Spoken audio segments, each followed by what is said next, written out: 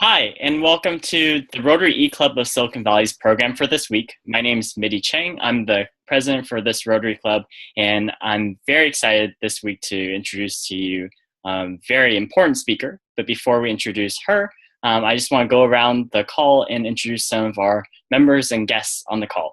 So to my right, or as I see it, we have our guest, Elsa from Oklahoma. Elsa is a road actor who is studying at a university in Ada, Oklahoma. And she's also amazing because she has still 100% attendance to all our live recordings. As long as she holds that title, she will have that title announced each time. Underneath her on my screen to my right, we have Yvonne Kwan, who is one of our members. Yvonne waved, perfect. Yvonne is an educator in the San Jose area, and she is teaching, well, she will be teaching elementary school level soon. Next to Yvonne, we have our guest, Henry. Henry, if you want to wave really quick. Henry is a former Rotary actor and is currently living and working in San Francisco at a company called Localize, where he is a sales lead there. Next to Henry, we have Brian. Brian, if you want to wave really quick. Brian is a former road actor and now Rotarian up in Sacramento, where he works as in the solar or renewable energy industry with architecting and engineering with solar panels and solar energy. I think I got that right. And at the very bottom of my screen, we have Stephen Chagrin, or Shags, who is our membership chair for our club, and he is also a excellent chef, paella master, and most notably, he also runs his own money coaching company. So talk to him about that. And without further ado, I'd like to introduce to you the person that I see to the left of my screen, but is also probably our most important person to this evening, and that is Nicole Pham. Nicole is a former Rotary actor. She served as club president at the campus Rotary Club of Davis up at UC Davis, where she did her undergraduate degree. She is currently pursuing a life pursuit to become a doctor, which, very exciting things are happening for her. And, I've known Nicole for several years now, and she was an interactor before she was a Rotary actor. So interactor here in Interact District 5170, the world's largest Interact district. So she's really gone through the Rotary family from Interact through RILA to Rotaract, and I guess we'll announce it here, but formally, as of now, as of a few hours ago, she is officially now a member of this Rotary Club. So we're very excited to have her now as a Rotarian. So she is a member of the Rotary eClub of Silicon Valley now. Very exciting. So she's come full circle in the Rotary family. And she's also definitely one of the nicest people I know. She's Stop, Mitty. amazing in her own right. And she's going to be talking to us about her trip to Vietnam with the medical mission. So Nicole, take it away. Oh, thank you, Mitty, for such a wonderful introduction. I'm so happy all of you are here. So as Mitty has said, Rotary is one of my biggest passions in life, and everything I've done really is to say thank you and to give back to the Rotary family, which gave me so much confidence, so much strength, and so many resources to really become the woman I am today. So just besides my Rotary bio, a little bit about me. As Mitty said, my goal in life is to be a doctor, and not just any doctor, but I really want to serve underserved communities who don't have access to medicine and who live in rural communities who, have a really hard time, just meeting the basic necessities in life. And so right now I'm currently working full-time as a clinical research coordinator at a Bay Area retina clinic. Retina means it's the back of the eye. And so I help a lot of older patients who are unable to see very well, who are suffering a lot from vision loss. And so it feels really rewarding to see when my medications that I introduce them can really help them bring sight back into their life. Besides working, I also still have an internship at UCSF, and there I do clinical research for autism. And mainly I work with young children, the cutest children. And I'm just really thankful because back in the past, I didn't really know what autism was.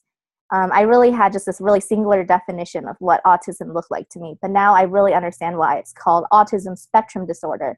And I think all of these experiences have really helped me have a more, like, a wider view of the different individuals that live in our society.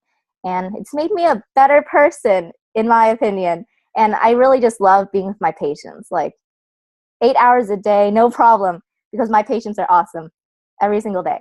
All right, let's see. And so today I'll be talking about an organization that I really care about. It's called the Project Vietnam Foundation. And they were founded in 1996, and they're a not-for-profit organization, and their goal mainly at first was to bring the mortality rates of children and to decrease those mortality rates. And so since 1996, Project Vietnam has done so much for the Vietnamese people. They brought a lot of medical missions to Vietnam, to rural areas, not just in like an area or two, but really spreading throughout Vietnam.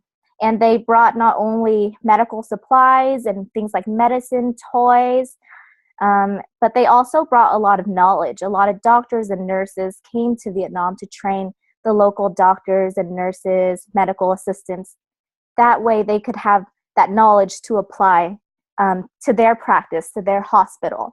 So what I love about Project Vietnam is that it doesn't just focus on the short term, but it really looks at its long-term goals as well. And they really reach out to not just changing the people, the population, the present, but the generations ahead. Awesome.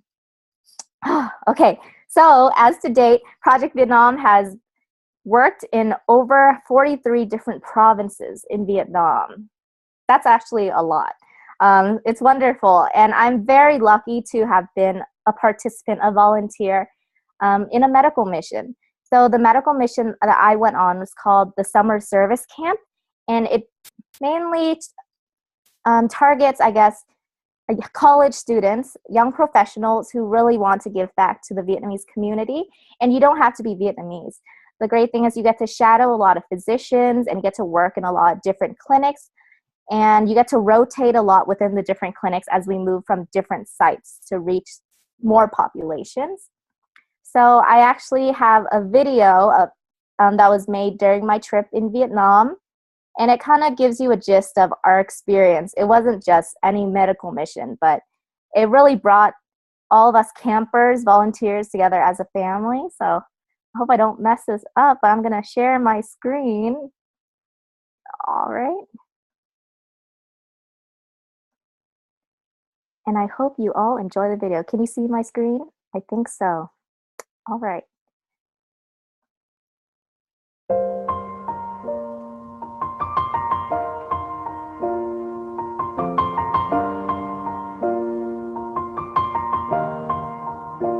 It's been a long day without you, my friend, and I'll tell you all about it when I see you again. We've come a long way from where we began. Oh, I'll tell you all about it when I see you again. When I see you again. Damn, who knew? All the planes we flew, the things we've been through, that I'll be standing right here talking to you about another path. I know we love to hit the road and laugh, but something told me that it wouldn't last. Had to switch up, look at things different, see the bigger picture. Those were the days, hard work forever pays. Now I see you in a better place. How can we not talk about family when family's all that we got?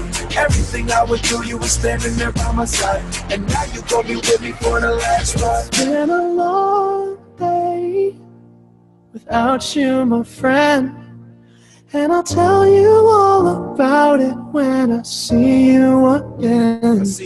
We've come a long way from where we began. You know we started. Oh, I'll tell you all about it when I see you again. I tell you. When I see you again.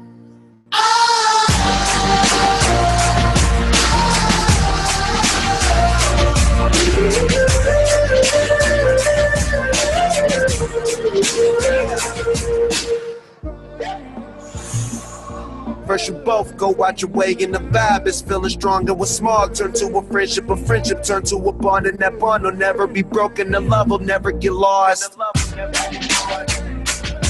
And when brotherhood comes first, then the line will never be crossed. Established it on our own when that line had to be drawn, and that line is what we reach. So remember me when I'm gone. How can we not talk about family when family's all that we got? Everything I went through, you were standing there by my side, and now you gon' be with me for the last one. Let the light guide your way. Yeah. Hold every memory as you go, and every road you take will always lead you home. Oh, it's been a long day without you, my friend, and I'll tell you all about it when I see you again. We've come a long way from where we began. Oh, I'll tell you all about it when I see you again. When I see you again.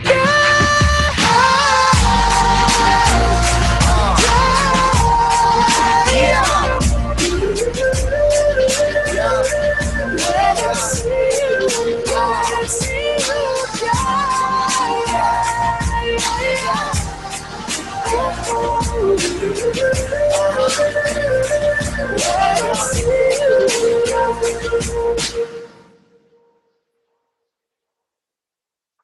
Stop share. All right. So, wow, that video like makes me want to cry because it just brings me back so much. Okay. So basically it sums up my experience. So, oh, it gave me the feels. Okay. So the summer service camp is a two-week trip. And though I was a volunteer and I had to pay like a fee to go that paid for like my food, hotel, transportation, everything, I felt like every single penny was so worth it. I knew that my money that I contributed, my stuffed animals that I brought along to the trip, the medicine that I helped bring, they would really go straight into the hands of someone that I was actually physically meeting. That it was so beautiful to be able to meet the patients and to receive their hugs, to receive their praises and everything. And I just felt really thankful the entire time. And so I went 2014, the summer 2014. And at first I wasn't sure if I would have the time to go back, but I applied. And so I did. I went back for summer 2015, and I was actually a part of their leadership team because I felt, just like in Rotary, I always feel really compelled to give back more to the organizations that really give me a lot back. And so I was on their leadership team, and I was able to be a team leader of my own team. And I was able to support 13 other individuals who were really new to what Project Vietnam is about. And I was able to not only, show them different street foods around like the hidden alleyways of Vietnam, but I was able to support them during clinics, which is very important. So I guess that segue into clinic. So at our clinic, we basically load our buses full of items, medicine, ourselves, and we go to a location that's usually an elementary school, and we turn the elementary school into different rooms. So the different rooms include a vitals room, we have a pharmacy room, we have a gifts room, we have a primary care room, OB-GYN, so gynecology for women. We also have a pediatrics room and a dental room. And that's and we also have a health education room. That's about 8 different classrooms that are changed completely into our makeshift clinic. And it's a little daunting at first because it's an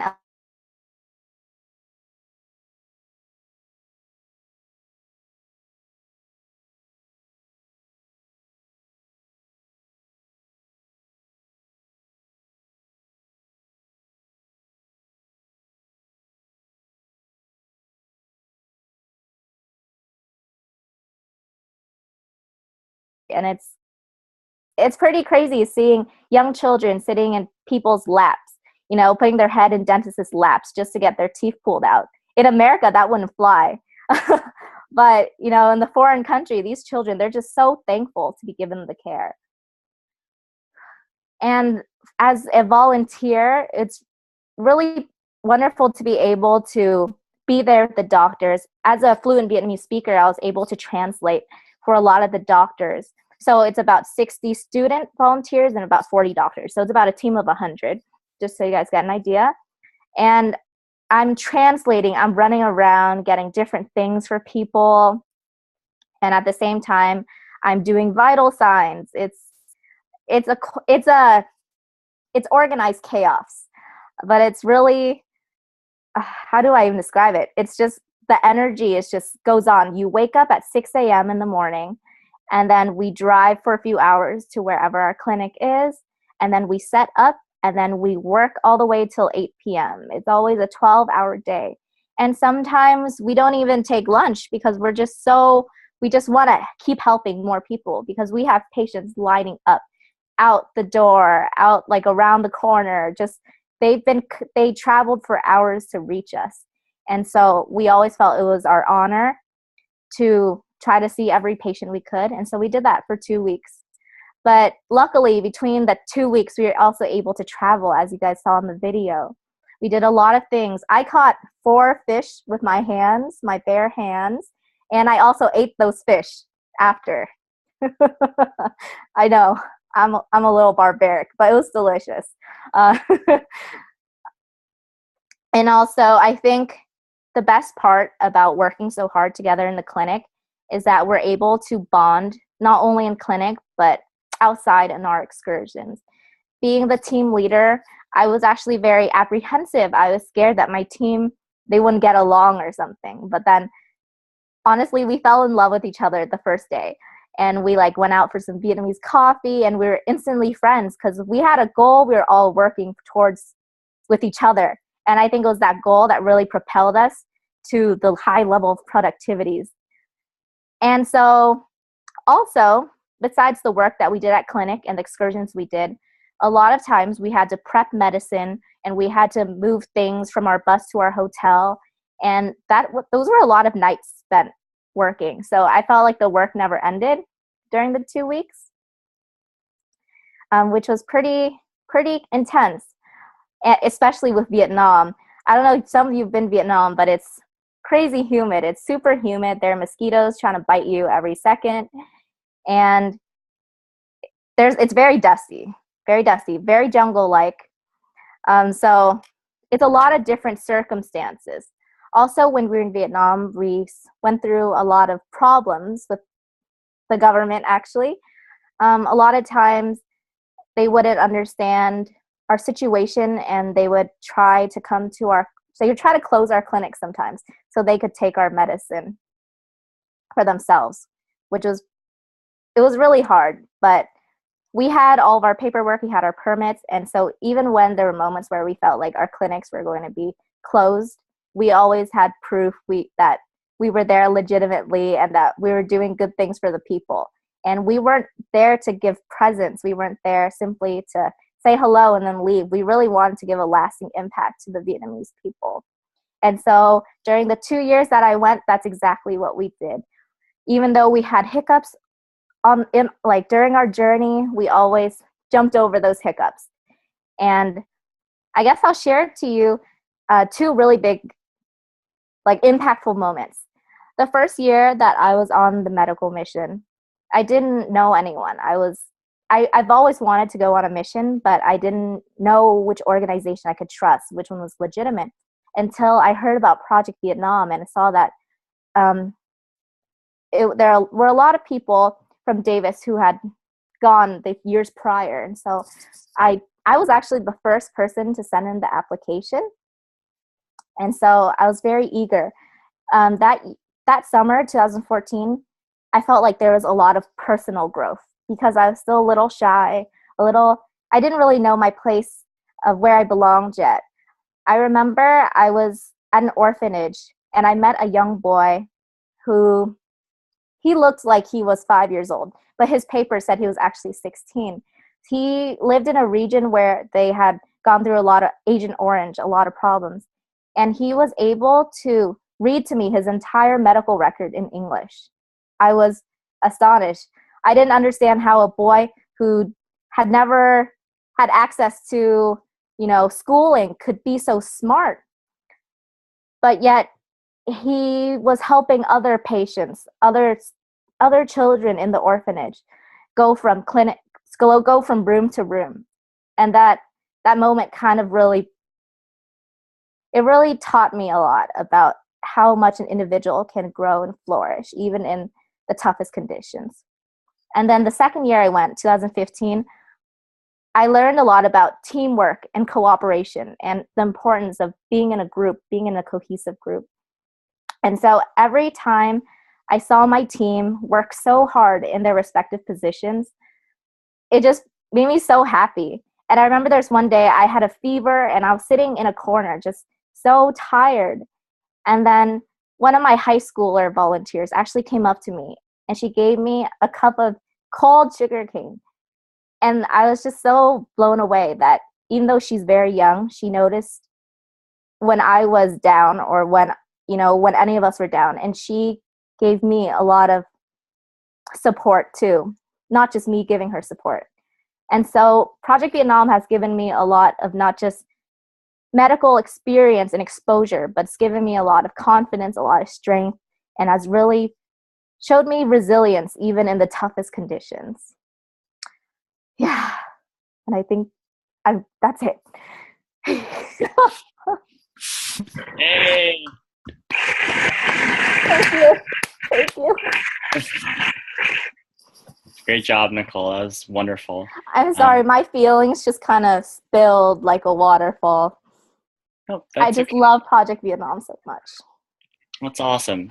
So audience members, if you guys have a question, go ahead and hit the raise hand button or signal me somehow. Nicole, I'm going to start off the questions. So a very basic question would be, how would one get more involved if they wanted to get involved with and actually go on one of these medical missions? All right.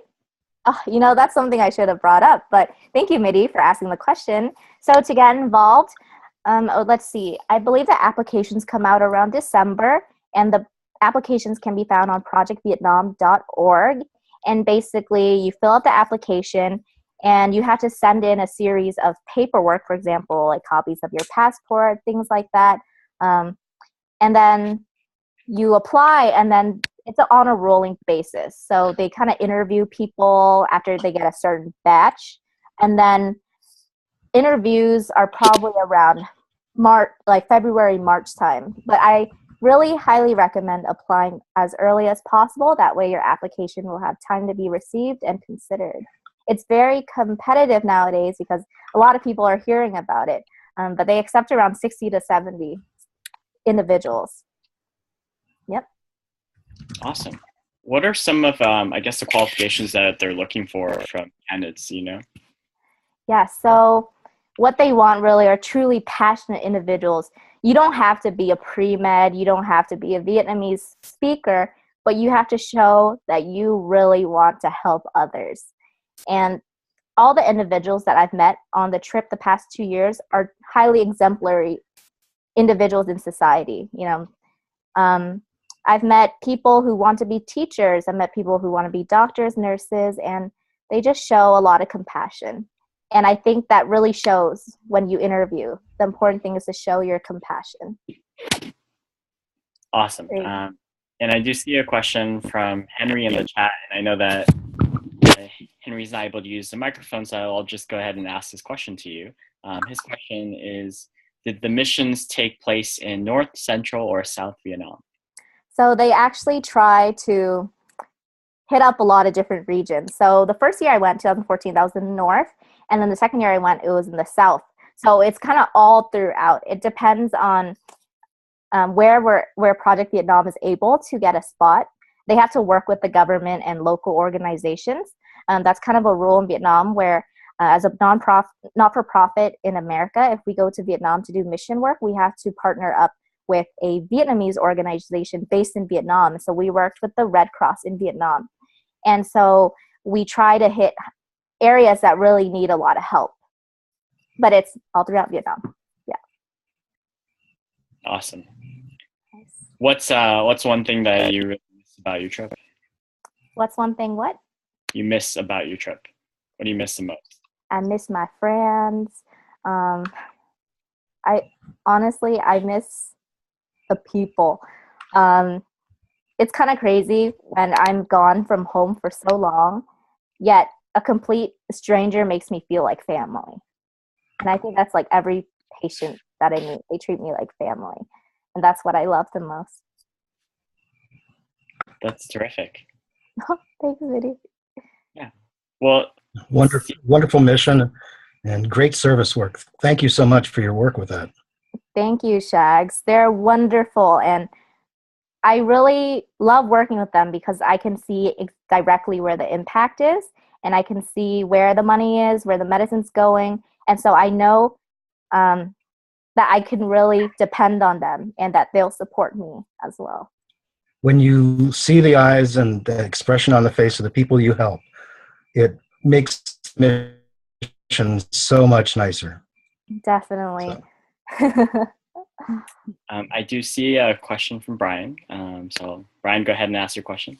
Yeah, I was just curious, where did the funding come from? Is it just from monetary donations, or do you partner with other medical organizations?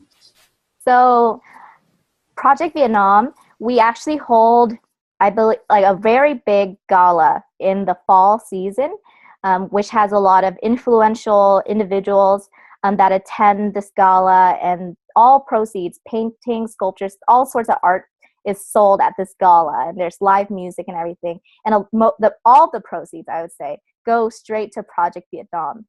And also, as a volunteer, you do pay a land cost fee of $1,200, but it comes with wonderful accommodations always, and I always felt safe with Project Vietnam.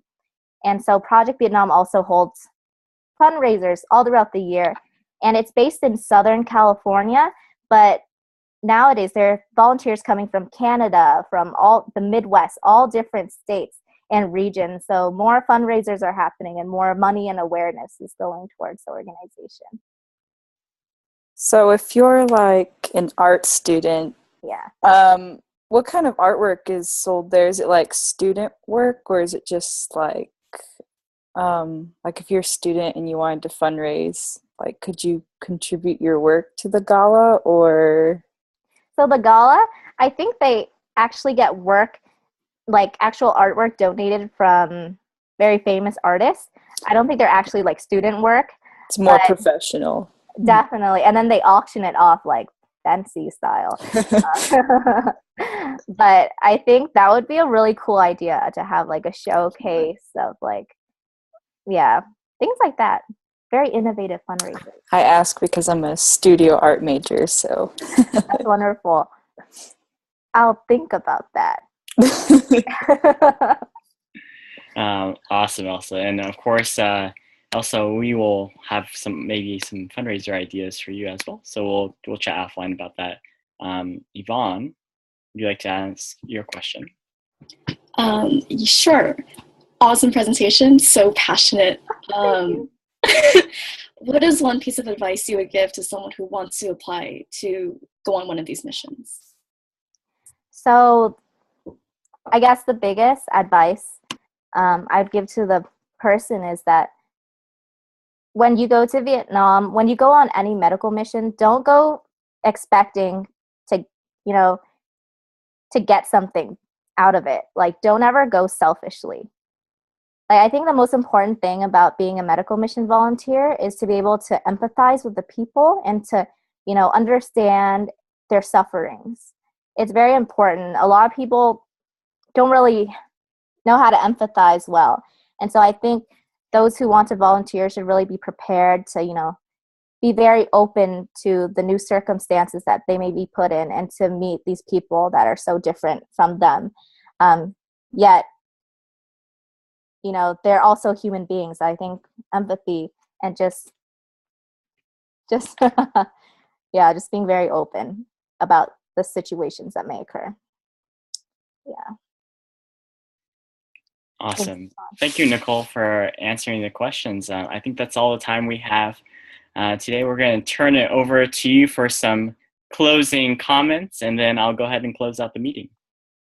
Wow. I'm like so happy that I was able to tell everyone about something that's so passionate to me, something I care about so much.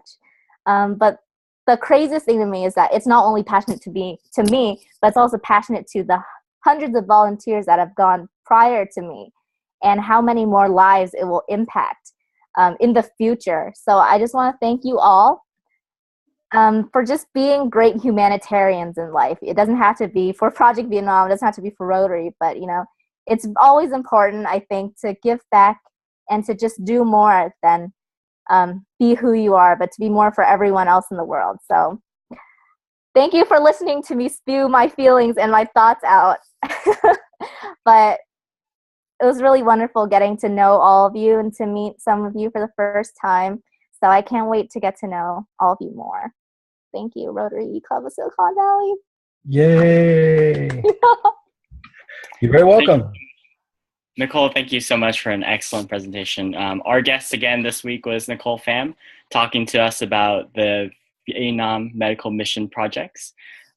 Every week we bring to you a program about innovation, education, technology, and humanitarian service. Thank you for joining us this week. If you haven't had a chance yet, please make sure to leave a comment below the video in the comment section, and some relevant links to Nicole's programs will be also included right below this video as well. Thank you for joining us this week. We hope to see you next week. Bye now.